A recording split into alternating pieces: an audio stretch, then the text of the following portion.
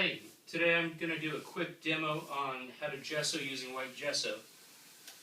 When I initially start, the canvas is completely raw like this right here.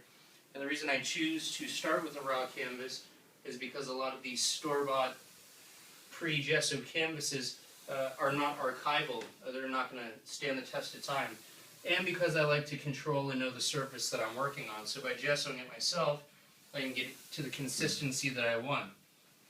This canvas right here, I've already applied 5 layers of water-thin gesso with a 4-inch gesso brush. You always want to use the largest brush for the job. And initially what I did here was I just spread the gesso all over the canvas, mixed with equal parts water. And once I did that, sort of carelessly, and just spreading it around, now I'm going back with a more controlled stroke to make sure that it's somewhat even and a clean pattern, so that when I sand, I can have an even surface to work with that, if I want, can be glass smooth. And some people like to work with a more textured canvas and don't really care about it being smooth, in which case they can apply it much thicker or use far less coats.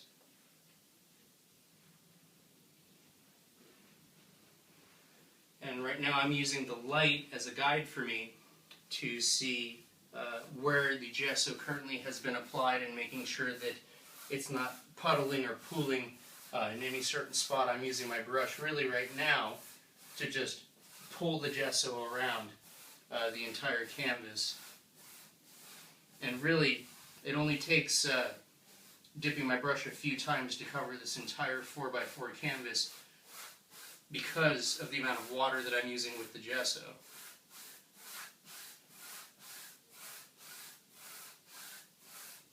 And again, right here, I'm using the light as my guide to see where I've already covered it and where I haven't. And that is going to ensure that you have an equal buildup.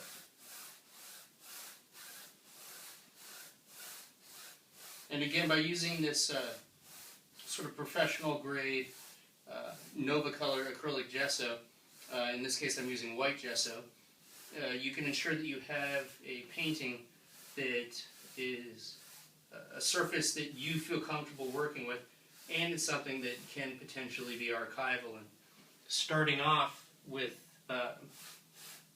quality and integrity is going to increase the probability of you being able to carry that further and be able to take pride in the work that you do thereafter. Because if you're going to spend a lot of time just preparing your surface to the point that you can start applying color to it, you're going to care a lot more about that than something that you just grabbed off the shelf.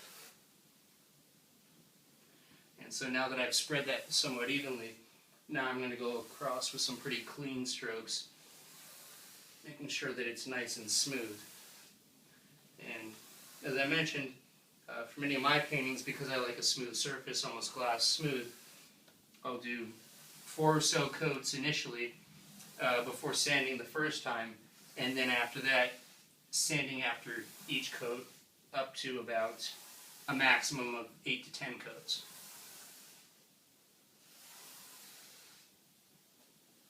And that's it for now, so thank you and happy painting.